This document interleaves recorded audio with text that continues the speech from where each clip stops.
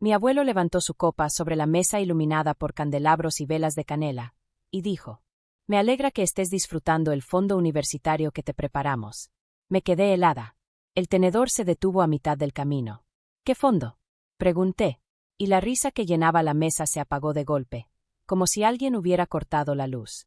Mi papá tosió dentro de la servilleta, el vino escurriendo por su muñeca. El rostro de mi mamá se puso blanco como papel. Entonces mi primito susurró: «Espera, ¿no sabías?». Y así fue como empezó ese día de Acción de Gracias. La noche en que un brindis descuidado incendió todo lo que yo creía que era familia. Cuando levantaron los platos, ya había dejado de ser la hija callada. Estaba empezando a convertirme en algo que ellos nunca verían venir. Se suponía que el día de Acción de Gracias debía sentirse como volver a casa. Pero entrar a la mansión de mi abuelo se sentía más como entrar a un museo donde no pertenecía. El camino brillaba bajo luces doradas, y a través de las ventanas altas podía ver a toda la familia reunida alrededor de la gran mesa.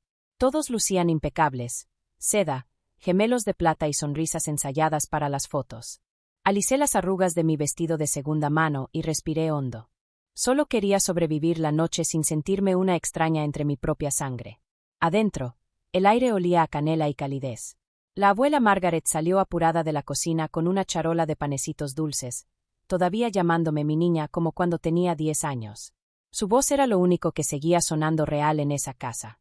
El abuelo Daniel estaba en la cabecera, su cabello plateado brillando bajo la lámpara. Era un hombre cuya sola presencia llenaba el cuarto, incluso en silencio. Cuando me vio, sus ojos se suavizaron. «Ahí está mi Hazel», dijo. Por un instante, el nudo en mi pecho se aflojó. Mis padres llegaron momentos después, ruidosos y pulidos, riéndose demasiado de los chistes del tío Ricardo. Mi papá me dio una palmada en el hombro, como si fuéramos desconocidos con el mismo apellido. Mi mamá me besó el aire junto a la mejilla y murmuró: «Trata de verte relajada, cariño». Asentí, fingiendo no escuchar el temblor en su voz. «Isen», saludé a mi hermano. Ni siquiera levantó la vista del celular. Meses sin decirnos más de una frase. Cuando comenzó la cena, la mesa brillaba con pavo asado, puré bañado en mantequilla y copas de vino cuyo nombre no podía pronunciar. Me senté entre la abuela y la tía Julie, que empezó con su interrogatorio de costumbre. La escuela, si salía con alguien. Todo dicho con esa dulzura fingida que se sentía más como examen que interés. Sonreí y respondí lo justo, mientras mis dedos jugaban con el borde del plato. Desde el otro extremo, la risa de mi abuelo llenaba la sala, profunda y firme, el sonido de alguien orgulloso de la familia que había construido.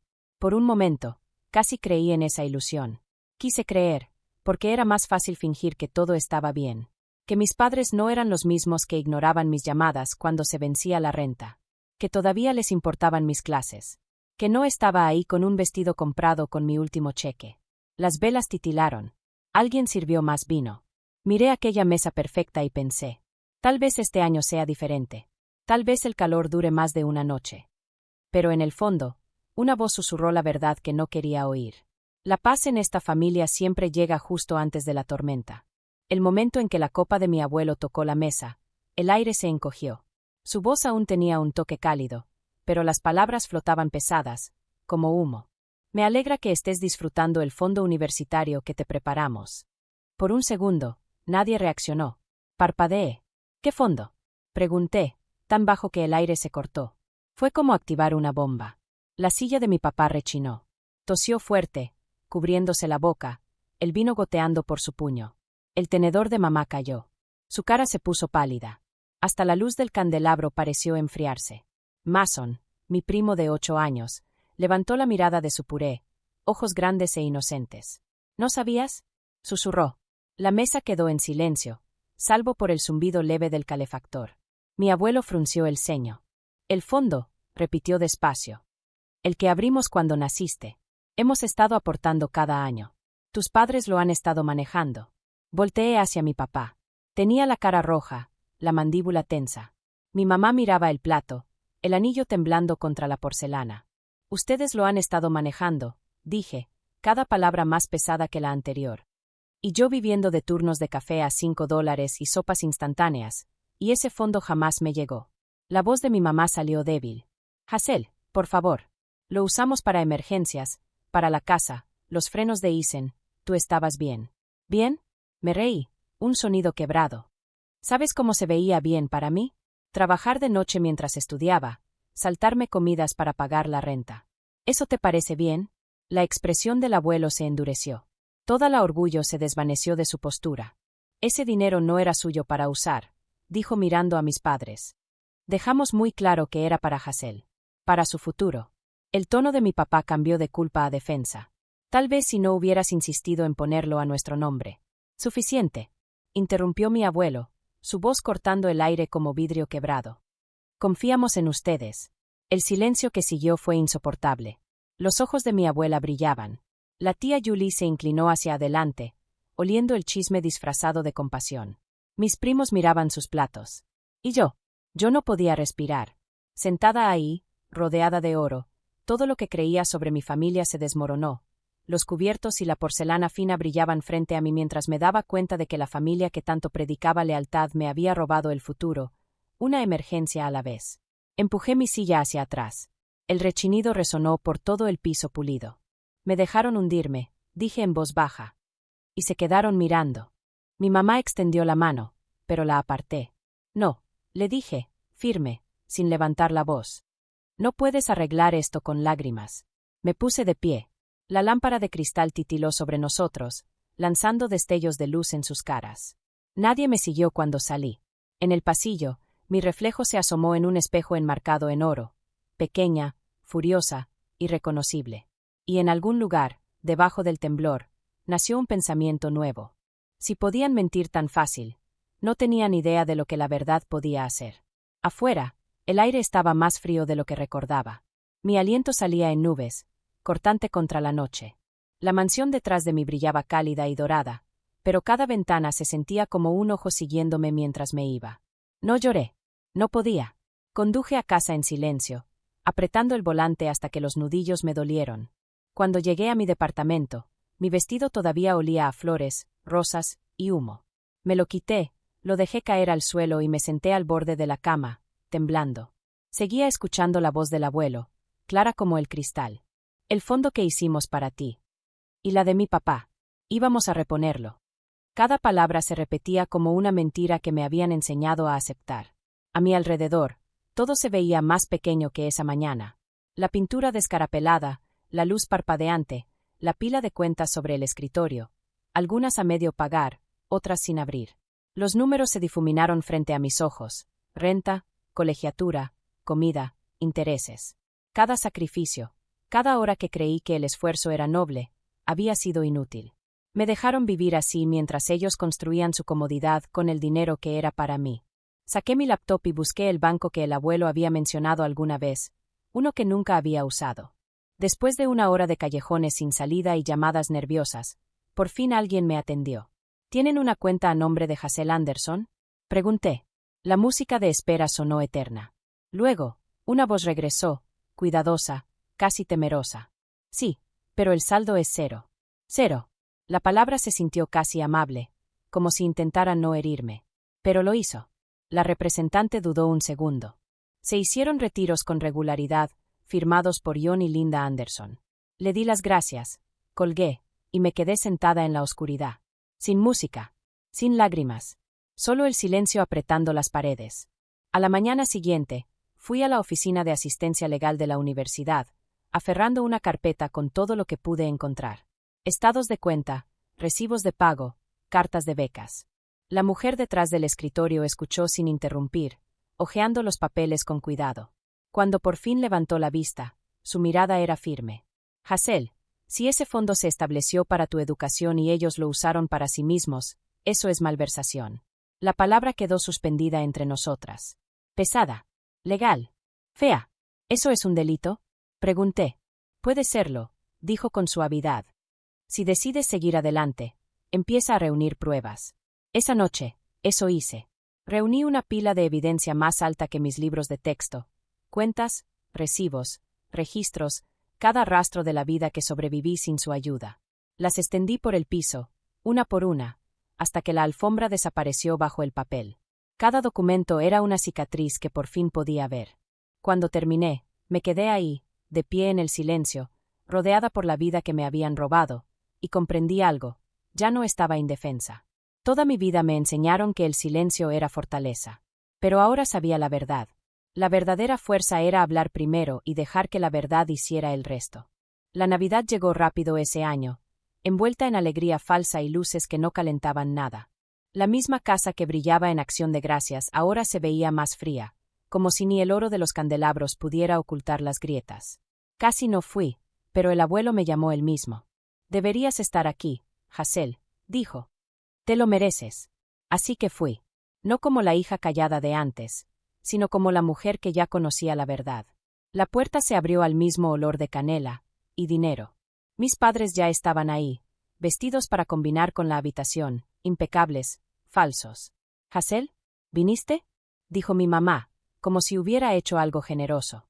Mi papá asintió rígido, la mandíbula apretada. No me había mirado a los ojos desde Acción de Gracias. Isen murmuró un hey, sin ganas desde el sillón. Colgué mi abrigo y miré hacia el comedor. La mesa estaba puesta otra vez. La misma porcelana, los mismos cubiertos, los mismos asientos. Solo que ahora, la calidez se había ido. La abuela estaba junto a la puerta de la cocina, jugando nerviosa con su delantal. El abuelo, en la cabecera, con un rostro imposible de leer. La cena empezó como todas las cenas Anderson. Charlas pequeñas con filo. El clima, el trabajo, los precios. Y la tía Julie lanzando sus comentarios pasivo-agresivos, como: «Todavía en ese departamentito, Hazel, querida». El tío Richard fingía no oír. Los dejé hablar. Esperé. A mitad de la cena, mi papá se levantó y golpeó su copa con una cuchara. «Solo quiero decir», empezó, con una sonrisa ensayada, «que la familia lo es todo. Hemos pasado por mucho este año, pero lo que importa es mantenernos unidos». Sentí la risa amarga subir por mi garganta, pero la contuve. En lugar de eso, bajé la mano, tomé la carpeta junto a mi silla y la puse suavemente sobre la mesa. El golpe seco del cartón contra la madera hizo que todos callaran. «Desde Acción de Gracias», dije, con la voz firme, dije. «He estado haciendo una sola pregunta. ¿Qué fondo?». El cuarto se congeló. El abuelo levantó la mirada de golpe. La mano de mi mamá se detuvo a mitad de camino hacia su copa. «Ya tengo la respuesta», continué, deslizando la carpeta hacia el centro de la mesa. «Cada retiro, cada fecha, cada firma. No usaron el fondo para mí. Lo usaron para ustedes, para el techo, el coche, los frenos de Isen, el súper, las vacaciones, todo». Los labios de mi mamá temblaron. «Hazel, por favor, no esta noche». La interrumpí. «No, justo esta noche. Pasé años parchando mis zapatos con cinta adhesiva mientras ustedes se sentaban sobre dinero que era mío. Trabajé dobles turnos. Pasé hambre en los exámenes finales mientras ustedes le decían a todos que yo estaba bien». El rostro de mi papá se endureció. «Hicimos lo que teníamos que hacer por la familia». Lo miré directo a los ojos. «No, hicieron lo que era más fácil para ustedes. Yo era la familia». Un silencio largo y quebradizo cayó sobre la mesa. El reloj marcó un tic, luego otro. La abuela murmuró un «Dios mío» apenas audible. Entonces el abuelo extendió la mano y tomó la carpeta. La abrió despacio, revisando las primeras páginas, registros bancarios, comprobantes de pago, notificaciones de colegiatura. Las manos le temblaban. Cuando alzó la vista, su voz era baja, pero cortante como navaja. «Le robaron a su propia hija», les dijo a mis padres. «A su propia sangre». Las lágrimas de mi mamá salieron rápido, desordenadas. «No queríamos lastimarla. Le vaciaron el futuro», la interrumpió el abuelo. «Y me mintieron sobre eso durante años». Mi papá intentó hablar, pero la furia en los ojos del abuelo lo detuvo. «Confié en ti, John. Confié en ti con su vida». Por un instante, nadie respiró. Entonces hablé, clara, sin titubear. «Ya presenté un reporte. El banco abrió una investigación. Se pondrán en contacto sobre el reembolso y los pasos legales». El cuarto estalló. Mi papá golpeó la mesa con la mano. «Estás demandando a tus propios padres». «No», respondí. «Estoy responsabilizando a unos ladrones. Hay una diferencia». Mi mamá lloró más fuerte. «Hazel, no puedes hacernos esto». La miré, y lo único que sentí fue distancia. Ustedes se lo hicieron a sí mismos. Solo no esperaban que yo me diera cuenta.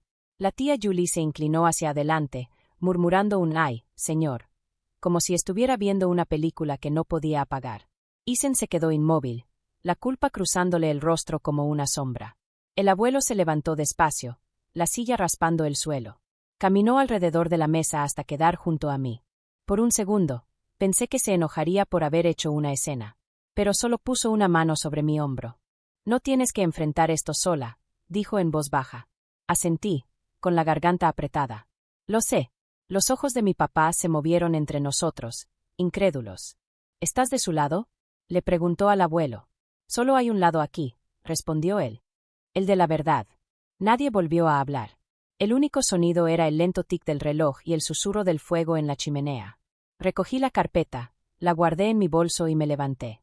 Mis piernas estaban firmes esta vez. Cuando llegué al umbral, mi mamá gritó entre sollozos. Por favor, Hazel, podemos arreglar esto. Me giré solo una vez. No puedes arreglar algo que nunca tuviste intención de mantener entero.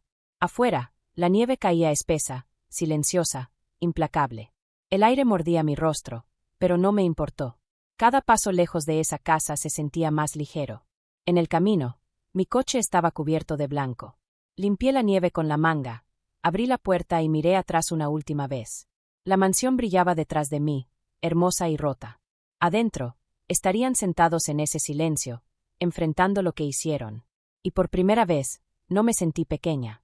Mientras conducía, la nieve giraba frente a los faros, como ceniza. La casa desapareció en el retrovisor, y susurré para nadie. Todo volvió a romperse. Pero esta vez, no fui yo quien se rompió. La carta del banco llegó una semana después. Un sobre grueso, con sello oficial. Lo miré mucho tiempo antes de abrirlo. La investigación estaba en marcha. Cada retiro, cada firma falsificada, cada transacción bajo revisión. Si se probaba el fraude, el banco haría responsables a mis padres. No sonreí. No grité de alegría. La justicia rara vez se siente como felicidad. Se siente como volver a respirar después de años bajo el agua. Días después, el abuelo llamó. No preguntó por el caso. Solo dijo, hay algo esperándote en el banco.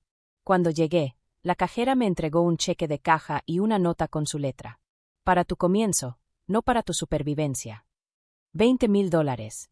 Lo suficiente para quitar el peso sin borrar la memoria de cómo llegó ahí. Ese mismo día pagué parte de mis préstamos estudiantiles. Ver el número reducirse en la pantalla no se sintió como victoria, sino como recuperar tiempo que me habían robado.